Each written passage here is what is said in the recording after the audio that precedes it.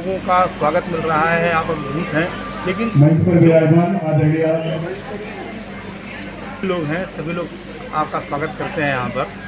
क्या कुछ ऐसा संदेश आज आप अपने इस आगमन के साथ समाज के बीच ले जाना चाहती हैं, अखाड़ा परिषद को देना चाहती हैं, क्या कुछ कहना चाहती हैं? देखिए, सबसे पहली बात, जय श्री महाकाल।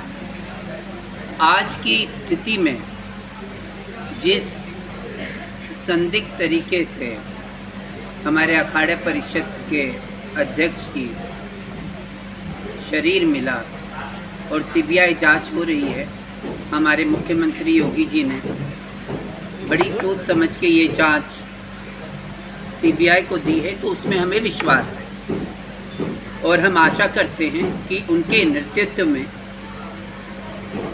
हमें न्याय ज़रूर मिलेगा, क्योंकि ये क्षति हमारे पूरे सनातन धर्म को मिली है। और ये बात की खुशी है कि दौर बदल रहा है। मेरे माता पिता गोरखपुर के, मैं भी गोरखपुर की हूँ, तो ये मिट्टी मेरी ही है। एक ज़माना अलग था आज के 10 साल पहले, और आज ज़माना अलग है। आज मुझे बड़ा गर्व है कि हमारी गोरखपुर की महामंडलेश्वर कनकेश्वरी नंदगिरी इतने भव्य तरीके से सनातन धर्म की ध्वजा लेके चल रही है। जिन किन्नरों का वजूद सनातन धर्म से लुप्त हो चुका था, वो वापस स्थापित हो रहा है। किन्नर अखाड़े का 2015 में गठन हुआ। 2019 के कुंभ में आप लोगों में से कितने जन मेरे साथ रहे हैं पूरे कुंभ में, और धीरे धीरे जो हे दृष्टि से हम जैसे बच्चों को देखते रहे, लोगों समाज देखता था, वो अब कहीं ना कहीं ख़त्म हो रहा है। और उत्तर प्रदेश स्टेट और हमारे योगी जी जो धर्म के आज हमारे, देखिए, गोरखपुर में आए तो गोरखनाथ से बड़ा कौन देवता, और गोरखपुर का नाम भी तो गोरखनाथ ही तो सभी को पता है। हम बचपन से, अभी पिछले महीने मेरी माता का स्वर्गवास हुआ, तो मैं कभी भी गोरखपुर आती थी तो वो कहती थी, बेटवा गोरखनाथ जाके आशीर्वाद पहले लेवे के चाहिए, बाद में कुछ काम करे के चाहिए। तो ये परंपराएं हमारी हैं। और आज भी मैं आगमन हुई तो पहले गोरखनाथ में ही माथा टेकी, और अब सारे कार्यक्रम का शुरुआत हुआ। अगले महीने, ये मेरा आगमन इसके लिए हुआ है कि अगले महीने हम हवन करने जा रहे हैं किन्नर अखाड़ा, नवरात्रि के ठीक बाद, और उसकी पूरी रूपरेखा तय होगी। समाज कल्याण के लिए ये हवन किया जाएगा।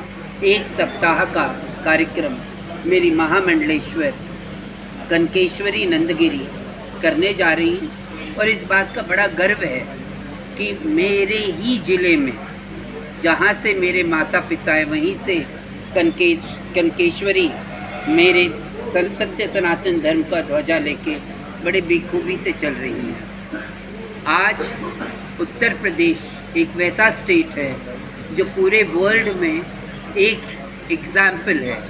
इनहेरिटेंस लॉ के में लॉ अगर देखा जाए तो उत्तर प्रदेश पहला स्टेट था योगी जी के नेतृत्व में, जिन्होंने किन्नरों को, ट्रांसजेंडर्स को हेरिडेटरी राइट्स में उन्हें हक मिला कि आज सिर्फ लड़का या लड़की नहीं, अगर मैं किन्नर हूँ और अगर मेरा ख़ानदान मुझे अपनी जायदाद से वंचित करता है तो वो नहीं हो पाएगा। अब उन बच्चों को भी जायदाद मिलेगा। रिसेंटली मैंने सुना ट्रांसजेंडर वेलफेयर बोर्ड उन्होंने अनाउंस किया। पहला रेलवे स्टेशन LGBTIQ का, ट्रांस का, द रेनबो मेट्रो स्टेशन हमारे नोएडा में बना हुआ है।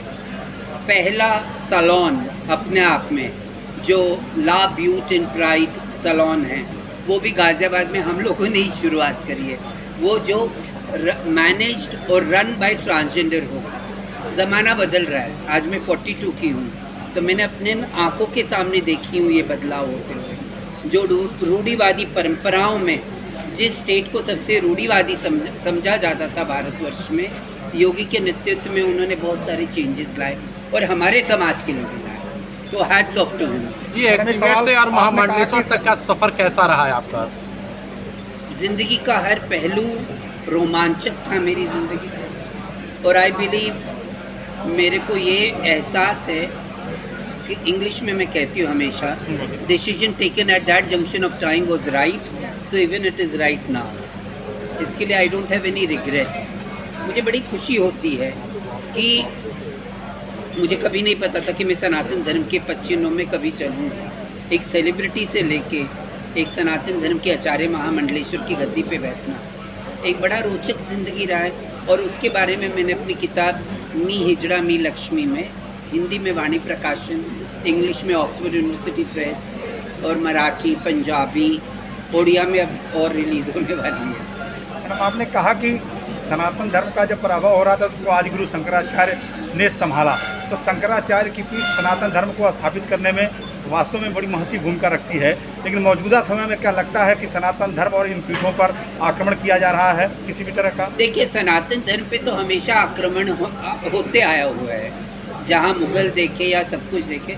और हमें भी अखाड़ा बनाने की ज़रूरत इसीलिए हुई क्योंकि इस्लामीकरण ज़्यादा हो रहा था और एक्सट्रीमिस्ट इस्लामीकरण हो रहा था। तो इसके लिए हमें अखाड़ा बनाना पड़ा। हम हिंदू के बच्चे, हम हिंदू धर्म में रहेंगे और अगर किसी को इस्लाम कबूलना है तो वो स्वेच्छा से कबूल, हमें उसमें कोई प्रॉब्लम नहीं है। पर ज़बरदस्ती कोई बच्चा दूसरे सनातनी होके और दूसरे धर्म में शरण ले तो इससे लज्जास्पदी बात और कुछ नहीं हो सकता। आज किन्नर अखाड़ा गठन होने के बाद हम तो घर वापसी वगैरह नहीं मानते। जिन्हें मन था वो वापस पलट के आए अपने घर। मेरे लिए तो सबके लिए दरवाज़ा खुला है। मेरे अखाड़े में ना जात है, ना पात है, ना कुछ है। हम सब एक ही चुनरी में, देखिए, क्योंकि मैं कहती हूँ ना, हम जो साड़ी पहनते हैं उसके एक एक रेशे में वो दुख है जो इतनी ज़िंदगियों में हम कटाक्ष क्या होता है वो किन्नरों से अच्छा कोई नहीं जानता। हे दृष्टि क्या होती है वो हमसे अच्छी कोई नहीं जानती। आज अगर कनकेश्वरी भी धर्म की शरण में आई तो उसके पीछे भी बहुत कारण है। तो वो अपनी एक ज़िंदगी छोड़ के अपनी एक नई ज़िंदगी, और हमारी पिछली ज़िंदगी बहुत बार प्रेस और मीडिया उछालने की कोशिश करती है। तो मैं वही कहती हूँ, वो भी लक्ष्मी थी, ये भी लक्ष्मी है और आगे होने वाली भी लक्ष्मी है। तो मैं ही मैं हूँ और इससे बड़ी कोई बात नहीं हो सकती। आज के इसमें कार्यक्रम के माध्यम से क्या संदेश देना चाहती हैं आगे? आज संदेश यही, देखिए कितने समाज के लोग आए हैं, हमारे सारे समाज के, गोरखपुर के लोग आए हैं। तो हम तो 70 जात की रोटी खाने वाले हैं। मैं तो हम तो चाहते हैं कि लोगों के घर में खुशियाँ हो। अब ये कोरोना से धीरे धीरे हमें निजात मिल रहा है, पर हमें इस कार्यक्रम से यही दिखाना चाहते हैं कि एकता में ही सबसे बड़ी मजबूती है। एक प्रश्न और था कि इस पर हम लक्ष्मी जी को देखेंगे?